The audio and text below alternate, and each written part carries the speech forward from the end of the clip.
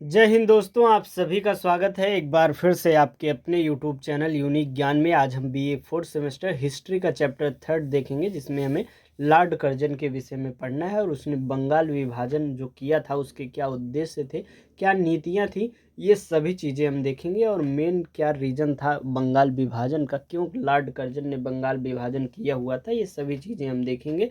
अगर आप चैनल पर नए हैं तो चैनल को सब्सक्राइब कर लीजिए, जिससे आने वाली वीडियोस आपको मिलती रहे।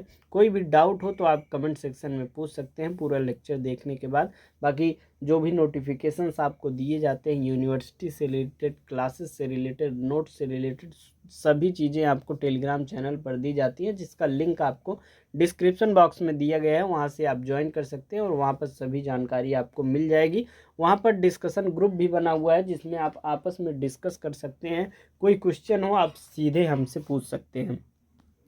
इसके पहले हमने आपको 2 चैप्टर करा दिए हैं लॉर्ड लिटन के विषय में, लॉर्ड रिपन के विषय में हमने आपको बता दिया है। आप वहां से देख सकते हैं, चैनल पर विजिट कीजिए, प्लेलिस्ट आपको मिल जाएगी। सबसे पहले आपको सिलेबस देखने को मिलेगा, उसके बाद आपको क्लासेस चैप्टर वाइज देखने को मिल जाएंगी। और ये सभी जो चैप्टर कराए जा रहे हैं आपको नोट्स भी दिए जा रहे हैं, कहाँ दिए जा रहे हैं सभी जानकारी आपको दे दी गई है। चलिए देखते हैं लॉर्ड कर्जन के विषय में। लॉर्ड कर्जन आखिर था कौन और कब यहाँ का वायसराय भारत का बना हुआ था, क्या क्या नीतियाँ थी और क्या क्या उसके विदेशी नीति थे, ये सभी चीज़ें हमें जाननी है। लॉर्ड कर्जन का पूरा नाम जॉर्ज नथानियल कर्जन या केडलस्टन के प्रथम मार्क्विस कर्जन था। वह 11 जनवरी 1859 से 20 मार्च 1925 तक रहा था, अर्थात 11 जनवरी 1859 को उसका जन्म हुआ और मृत्यु 20 मार्च 1925 तक हुई थी। उन्हें लॉर्ड कर्जन के नाम से जाना जाता था। उन्हें 1899 में भारत के वायसराय के रूप में नियुक्त किया गया। उन्होंने 1905 तक इस पद पर कार्य किया, जिसके दौरान उन्होंने कई प्रशासनिक सुधार और नीतियां निकाली, जिनका भारतीय राष्ट्रीय आंदोलन और औपनिवेशिक सरकार की भविष्य की नीतियों पर दीर्घकालिक प्रभाव एक प्रकार से पड़ा हुआ था। वह भारत कब आया था? 1899 में भारत के वायसराय के रूप में आया हुआ था और 1905 तक यहाँ पर रहा था।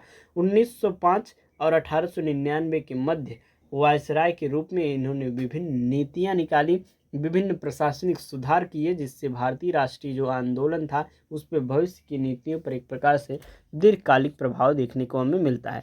लॉर्ड कर्जन भारत के वायसराय के रूप में एक डर्बीशायर में रहने वाले केडलस्टन के रेक्टर चौथे बैरन स्कॉट्सडेल के सबसे पहले पैदा हुए बेटे थे, अर्थात सबसे बड़े बेटे थे।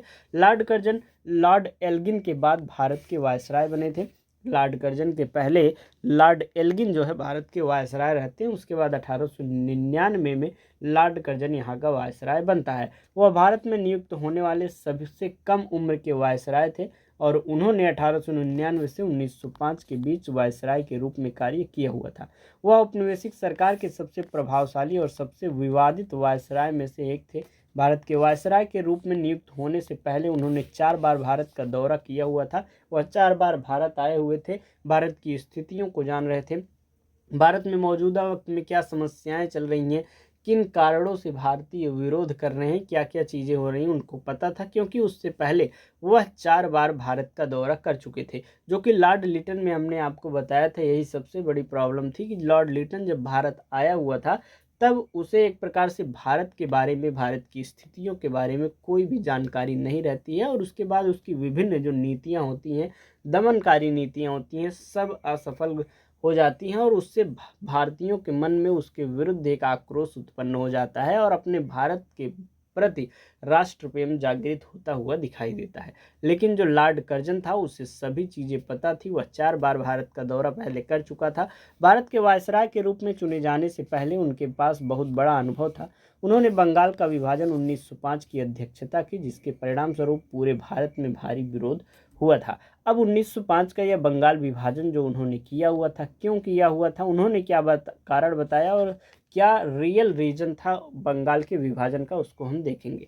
1905 में लॉर्ड कर्जन ने अविभाजित बंगाल प्रेसिडेंसी के विभाजन की घोषणा की। यह निर्णय कर्जन द्वारा उठाए गए सबसे विवादास्पद कदमों में से एक माना जाता है, जो उनके कार्यकाल के दौरान लागू की गई सभी प्रतिक्रियावादी नीतियों में से एक है। विभाजन का क्रम क्या था? उस समय बंगाल भारत का सबसे अधिक आबादी वाला प्रांत था और सबसे शिक्षित प्रांत भी था, सबसे समझदार प्रांत था, जो ब्रिटिश का विरोध भी कर रहा था, जिसमें लगभग 8 करोड़ लोग रहते थे। बंगाल प्रांत में वर्तमान में जो बिहार, पश्चिम बंगाल और उड़ीसा, असम, बांग्लादेश के कुछ हिस्से इसमें शामिल थे। जुलाई 1905 में कर्जन ने घोषणा की कि अविभाजित बंगाल प्रेसिडेंसी का विभाजन किया जाएगा। लगभग 1 करोड़ लोगों के साथ पूर्वी बंगाल और असम नामक एक प्रांत की घोषणा की गई। इस प्रांत में मुस्लिम हिंदू अनुपात जो है लगभग 3:2 था, जबकि पश्चिमी बंगाल प्रांत में हिंदू आबादी का बड़ा हिस्सा था। अर्थात एक तरफ जो पश्चिम पूर्व बंगाल 2 भागों में विभाजित करता है, एक तरफ हिंदुओं की जो है जनसंख्या ज़्यादा रहती है, एक तरफ मुस्लिमों की जनसंख्या ज़्यादा रहती है, और दोनों को एक दूसरे के प्रति भड़काऊ भाषण देकर, भड़काऊ बातें बताकर एक दूसरे को आपस में जो है फूट डालो राज करो की नीति अपना रहा था। बंगाल का विभाजन 1905 में लॉर्ड कर्जन का हुआ। उस समय जो बंगाल था, उस समय उसमें ये सभी भाग थे, बंगाल, पश्चिम बंगाल, बिहार, झारखंड, बांग्लादेश, असम, उड़ीसा, ये सभी एक थे।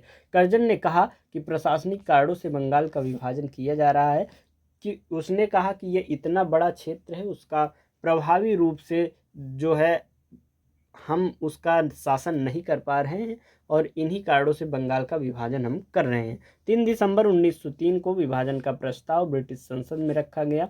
19 जुलाई 1905 को जनता के सामने प्रस्ताव रखा गया, और 20 जुलाई 1905 को समाचार पत्रों में विभाजन की घोषणा की गई।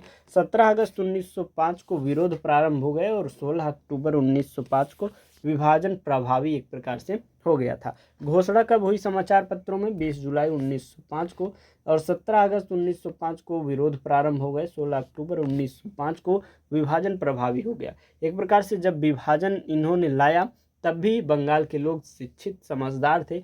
वह विभाजित नहीं होते हैं बहुत से लोग, और आपस में राखी बांधकर, पीला धागा बांधकर जो है भाईचारा निभाते हैं। तो 16 अक्टूबर 1905 को विभाजन प्रभावी रूप से लागू हो गया था। ब्रिटिश सरकार द्वारा उद्धृत आधिकारिक कारण क्या बताया गया कि आधिकारिक तौर पर अंग्रेजों ने दावा किया कि विभाजन बंगाल के कुशल और प्रभावी शासन को बहुत आसान बना देगा, क्योंकि इतने बड़े क्षेत्र और आबादी को प्रभावी ढंग से प्रशासित करना मुश्किल है, जो कि हमने आपको बताया। लेकिन विभाजन के पीछे उनका असली कारण क्या था? कांग्रेस और अन्य भारतीय नेताओं, नागरिकों ने समान रूप से राय दी कि हम हिंदू मुस्लिम एकता को कम करने और बंगाल की आबादी के बीच एक सांप्रदायिक संघर्ष पैदा करने के लिए एक कदम उठाया गया था लॉर्ड कर्जन के द्वारा।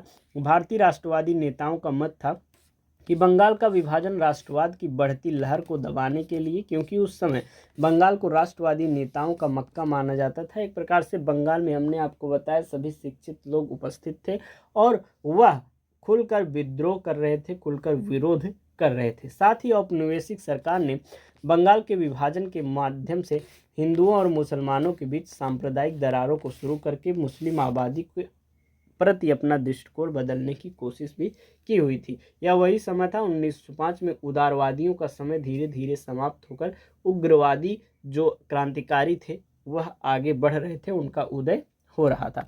आगे हम देखें लॉर्ड कर्जन की विदेश नीतियों के विषय में। फारस के साथ संबंध उसका कैसा था, वह कैसा नीति अपनाता था। अंग्रेज हमेशा फारस की खाड़ी सहित फारसी क्षेत्र में अपना नियंत्रण बढ़ाने के लिए उत्सुक थे, क्योंकि रूस, फ्रांस, तुर्की जैसे अन्य देश भी उसी की तलाश में थे। अर्थात सब जो है फारस की खाड़ी और फारस की क्षेत्र पर अपना नियंत्रण प्राप्त करना चाहते थे। यही कारण है कि लॉर्ड कर्जन ने स्वयं 1903 में फारस की खाड़ी क्षेत्र का दौरा किया, ताकि इस क्षेत्र पर ब्रिटिश नियंत्रण को बढ़ाया जा सके। कर्जन के तहत अंग्रेजों ने फारसी क्षेत्र में अपने हितों को सुरक्षित करने के लिए एक प्रकार से कड़े कदम उठाए हुए थे। अफगान नीति की बात करें तो लॉर्ड कर्जन की अफगान नीति मुख्य रूप से कुछ महत्वपूर्ण कारकों पर आधारित है। ये कंपनी की राजनीतिक और आर्थिक संभावनाएं थी, और मध्य एशिया व फारस की खाड़ी क्षेत्र में फैल रहे रूसियों का डर भी।